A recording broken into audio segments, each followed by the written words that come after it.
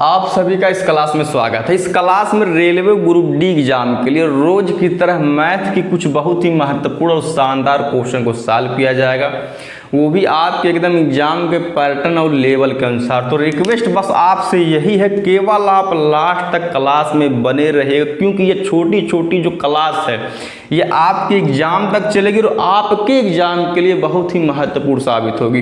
तो ज़्यादा समय न लेते हुए हम सीधे आते हैं अब अपने क्वेश्चन पे। केवल आप लास्ट तक बने रहें इस क्लास में। तो हमारा पहला क्वेश्चन है, एक दुकानदार 5 रुपए में 6 नींबू खरीदता है तथा 6 रुपए में 5 की दर से बेच देता है, तो लाभ प्रतिशत ज्ञात कीजिए। अगर हम ध्यान देंगे अगर इस क्वेश्चन पे, तो भैया एक ही सामान को एक बार खरीदा जा रहा है और एक ही सामान को एक बार बेचा जा रहा है। जैसे कि आप खुद देख सकते हैं, एक बार नींबू खरीदा गया और एक बार भैया बेचा गया है। तो सबसे आसान ट्रिक इसका यह है, कहने का मतलब यह है कि भैया रुपया बटे वस्तु।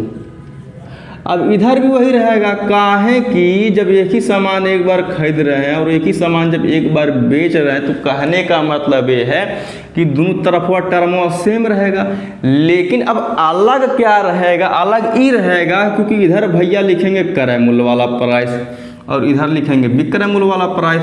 जब इधर क्रय मूल्य वाला प्राइस है तो कहने का मतलब है कि वस्तु में हम करेंगे 100 से गुणा का। क्रय मूल्य का मतलब भैया 100%।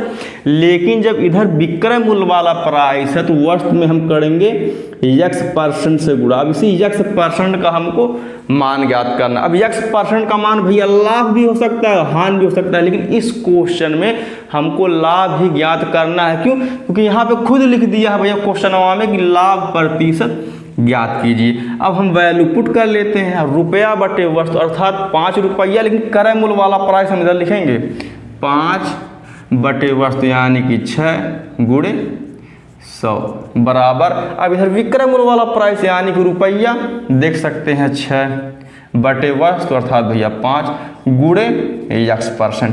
अब एक बात, अब इसको हम कर लेते हैं सॉल्व। जैसे कि 5 करने 5, 5 दूना 10, उसके बाद 5 करने 5, 5 चौके 20। अब कोई संख्या कटेगी नहीं, तो 6 में हम जब 4 से गुणा कराएंगे तो आ जाएगा 24। अब इसी 24 का हम 6 से करा देते हैं क्रॉस मल्टीप्लाई, यानी कि 24 छक्का 144%। अब यहाँ पे x% का मान आ गया 144%। अब एक बात, अब हम यह देखेंगे कि यह 100 से कितना ज़्यादा है, क्योंकि लाभ या हानि हमेशा 100% पर ही होती है। अब ये देख लेते हैं भैया 100 से कितना ज़्यादा है। अब 144 में से जब 100 को माइनस करेंगे तो आ जाएगा 44%, यानी कि 44% का हमको लाभ हुआ है, जो कि ऑप्शन नंबर हमारे सी में दिया गया है।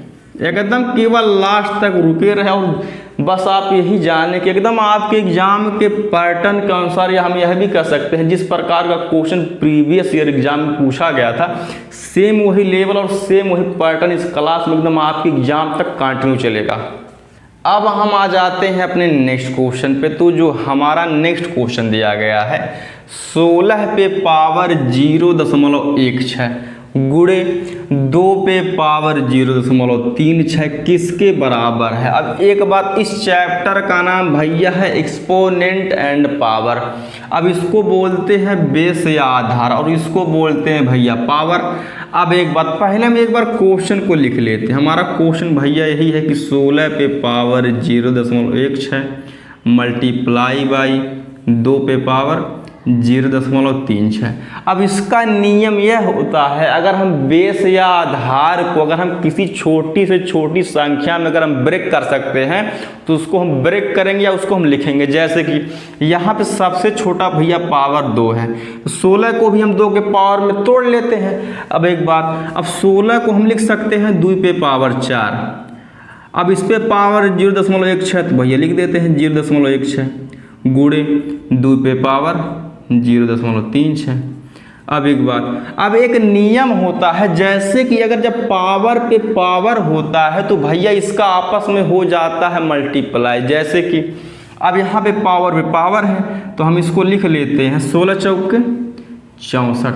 अब यहाँ पे 2 अंक के बाद डेसिमल अर्थात 1 अंक 2 अंक, तो हम 2 अंक काउंट करके अर्थात 1 अंक 2 अंक काउंट करके हम डेसिमल लगा देते हैं मल्टीप्लाई बाई 2 पे पावर 0.36। अब इसका नियम यह होता है जैसे कि जब बेस जब समान होता है या आधार जब समान या सेम होता है, अगर उसके बीच में अगर मल्टीप्लाई का साइन है, जैसे कि मैं लिख के बता देता हूँ, अगर a पे power m multiply by a पे पावर n। अब यहाँ पे देख सकते हैं यहाँ पे बेस या आधार समान है तो इसको हम लिखते हैं भैया एक बार। अगर बीच में अगर मल्टीप्लाई का साइन तो आपस में हम पावर को देते हैं जोड़। अब सेम यही नियम यहाँ पे लगेगा, कहा कि यहाँ पर भी बेस समान है तो इसको हम लिखेंगे एक बार। 2 पे पावर अब 0.64 प्लस 0.36 आपस में ऐड हो जाएंगे। अब 2 पे पावर, अब इसको जो हम जोड़ेंगे तो 6 4 10 के 0 हाथ में लगा 1, 6 3 9 1 10 के 0 हाथ में लगा 1, उसके बाद शून्य में शून्य जोड़ेंगे तो भैया शून्य आएगा और हासिल 1 यानी 1.00।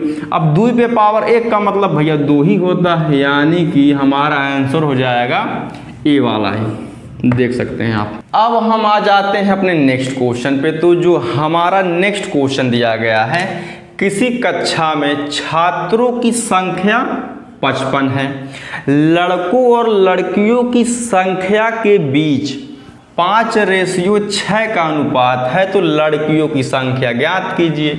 अब एक बात, जैसे कि ये जो 55 छात्र हैं, यहाँ पे भैया लड़के और लड़कियाँ इसमें दोनों शामिल हैं, लेकिन जो इनका अनुपात दिया गया यानी कि लड़कों और लड़कियों का जो अनुपात दिया गया है संख्या का 5:6 का अनुपात है। अब एक बात, अब हम इसी अनुपात को जोड़ लेते, काहे जोड़ लेंगे, काहे कि भैया इसमें लड़के और लड़कियां दोनों शामिल है, यानी कि 6 में 5 जोड़ेंगे आ जाएगा 11। अब इसी 11 का मान भैया 55 के बराबर। अब हम जब 1 का मान निकालेंगे 11 5 55 यानी 1 का मान 5 आ जाएगा। लेकिन पूछा है कि लड़कियों की संख्या ज्ञात कीजिए। अब यहाँ पे लड़कियों की संख्या का अनुपात 6 दिया गया है। अब 1 का मान 5 निकल करके आया है, तो कहने का मतलब ये है कि 5 × 6 कर लेते हैं, यानी 5 6 के 30। तो कहने का मतलब है कि लड़कियों की संख्या 30 है इस कक्षा में, जो कि ऑप्शन नंबर हमारे सी में ही दिया गया है। पूरा एकदम एग्जाम के पैटर्न के अनुसार ही चला जा रहा है, बस आप यही जाने।